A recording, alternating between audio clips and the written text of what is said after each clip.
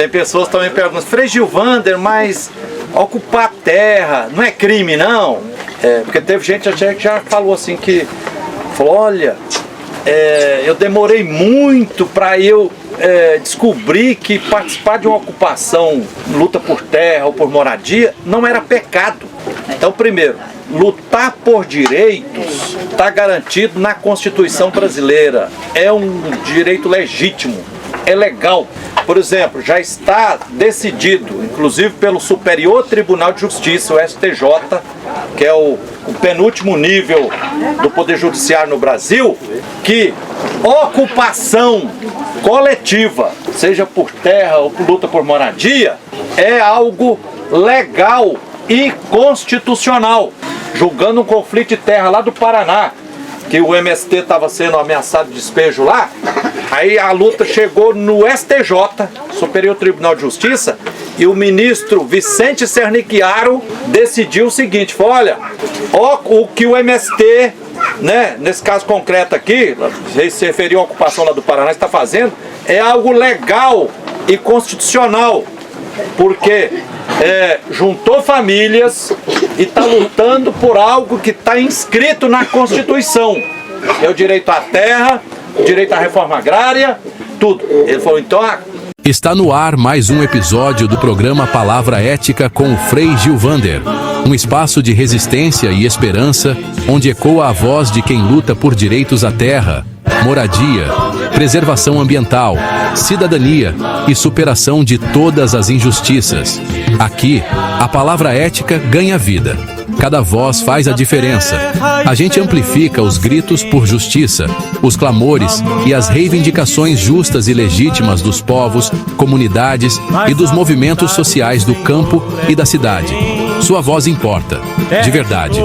Junte-se a nós, espalhe essa mensagem e faça parte desse movimento que transforma. Ocupar de forma coletiva para conquistar um direito que está inscrito na Constituição é algo legal e constitucional. Então ninguém está fazendo uma coisa ilegal aqui. Ninguém está fazendo uma coisa errada. E nesse princípio, a polícia militar ela tem que agir dentro da legalidade, né? Tem muitos casos que a gente, infelizmente, tem que denunciar ação arbitrária e ilegal de policiais militares que não respeitam a legalidade. O correto é o seguinte, ocupar, então refazendo aqui, decisão do Superior Tribunal de Justiça, de fazer uma ocupação coletiva por luta por terra, é algo legal e constitucional. Então, aí se acontece a ocupação, quem se sente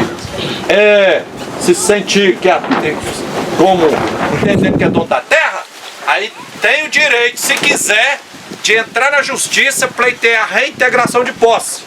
E tem que ser na vara agrária, que a sede é lá de Belo Horizonte, não pode ser na comarca aqui de Buritis, porque foi criada a vara agrária no estado de Minas Gerais há mais de 20 anos, porque muitas vezes os juízes dos municípios, como eles convivem muito lá no clube, com fazendeiros, com empresários, muitas vezes eles ficam meio sem coragem de fazer a decisão justa. Então por isso foi criada a vara agrária para ficar lá na capital, para ficar mais longe do coronelismo local, né?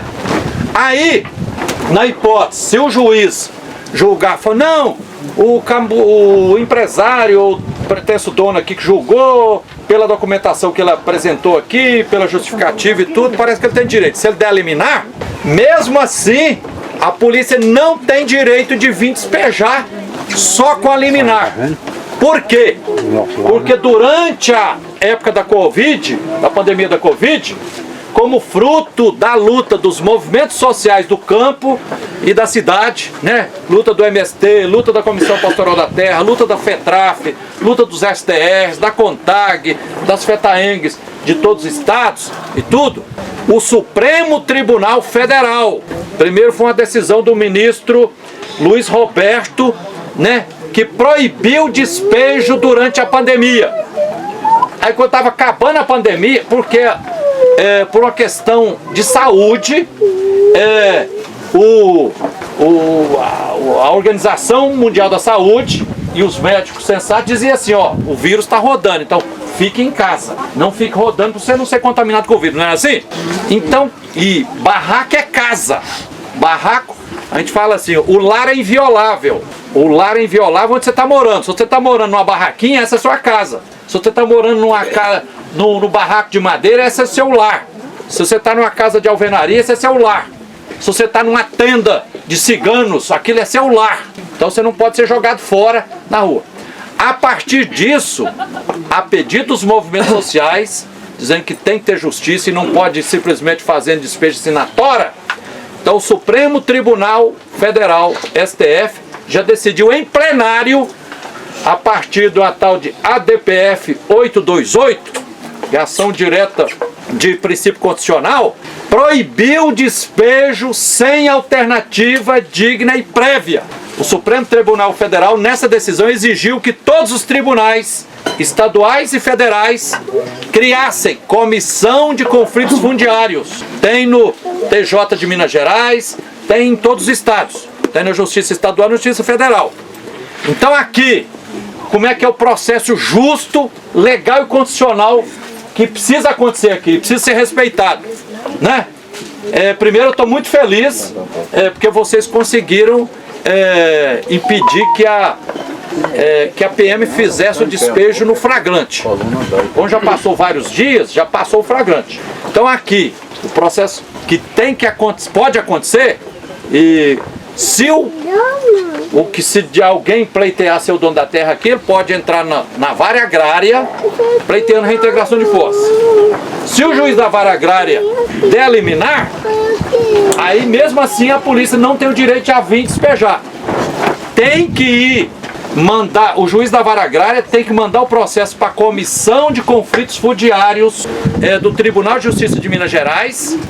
Aí essa comissão, eles já fizeram mais de 100, aí essa comissão tem que fazer uma visita técnica no local, no acampamento, aqui no acampamento Domingos Loba e Zé Braulino, né?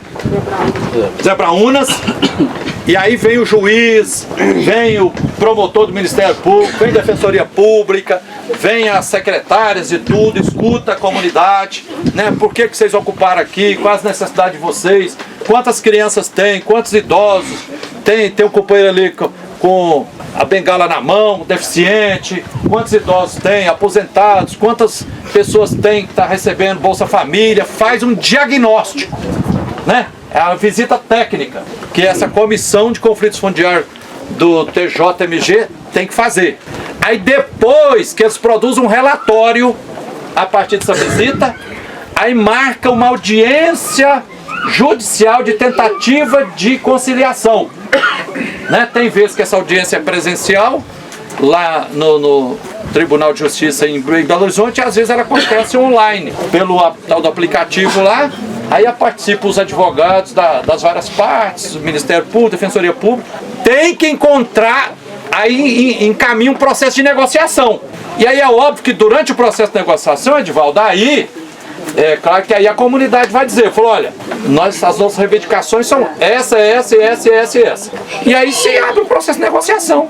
Pelo que eu entendi aqui, se aparecer uma outra terra melhor do que essa aqui, que atenda às reivindicações que vocês estão fazendo nos últimos anos, pode até se pensar, imagino que vocês pensam até de mudar o acampamento daqui para outro local, mas sair com a mão na frente e outra atrás, isso não é alternativa prévia e digna, né? Com isso eu termino. A decisão do Supremo Tribunal Federal diz: está proibido no Brasil despejo de ocupação coletiva por um direito social, seja por terra ou por moradia, sem alternativa prévia. Prévia significa antes. Segunda, tem que ser digna. E digna não pode ser paliativo. Por exemplo, nas ocupações urbanas das capitais, muitas vezes vem a prefeitura e fala assim: nós vamos pagar um auxílio moradia, uma merreca de 400, 500, 600 reais, que não dá para pagar nem a metade de um aluguel. Nós falamos, isso não é digno. Digno é moradia. Então assim, se você apresentar a chave para mim fazer minha mudança daqui para mim ir para uma casa lá, para um apartamento, isso é digno. Agora, está aqui, se vocês apresentam, vocês podem sair daqui e ir para outra fazenda que o INCRA comprou, desapropriou, ou fez a vistoria e tal, aí é uma alternativa digna. Então, esse é o caminho justo, ético e necessário que precisa. E aí é claro que nós da Comissão Pastoral da Terra, Edivaldo e Dona Badia, a gente sempre anima e defende os direitos da classe trabalhadora e dos camponeses.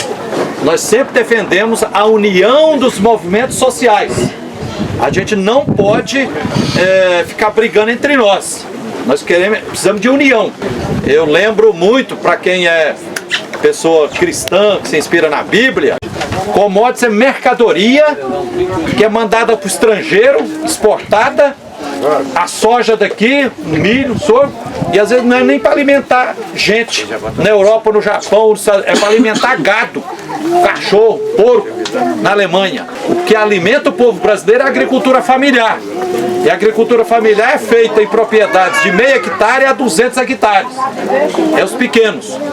Depois o agronegócio é um baita de uma contradição, porque ele promove uma brutal devastação ambiental.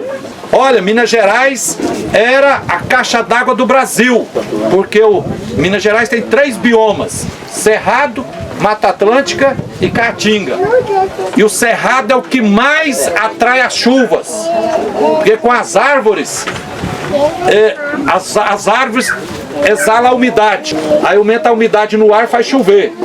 Agora, quando você devasta o Cerrado, além de você diminuir a umidade da região, você vai secar as nascentes, porque aí menos cerrados, menos chuva, as nascentes ficam mais enfraquecidas, aí vai ficando o rio Urucuia cada vez mais anêmico e matando indiretamente o rio São Francisco também, que está ao longo de 504 cidades. Então, assim, não é um absurdo se você for computar a quantidade de água que o agronegócio gasta para produzir de forma irrigada, é uma coisa absurda. Absurda, não compensa.